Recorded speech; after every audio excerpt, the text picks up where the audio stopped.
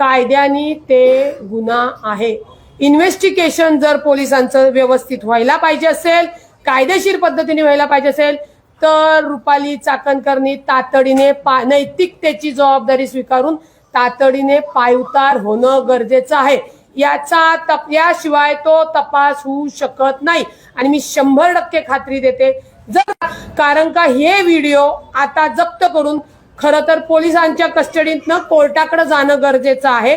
त्याच्यात कोण कोण सेलिब्रिटी गेलं आम्हाला त्याच्यावर अडचण नाही, पण कोणत्या सेलिब्रिटीवर सुद्धा हा अन्याय झालेला आहे हेही समोर आलं पाहिजे। ज्या महिलेने तक्रार केली तिचं खरं कौतुक केलं पाहिजे की राज्य महिला आयोग नराधम असेल तर लिटरली मोहिनी वश म्हणा किंवा भानामती म्हणा करून त्या महिलेचा बलात्कार केलेला आहे। आणि हे कायद्याच्या दृष्टीने हे पुरावे फार महत्वाचे आहेत आणि ते पुरावे 100% जर चाकणकर मॅडम त्या पदावर राहिल्या तर नष्ट करणार।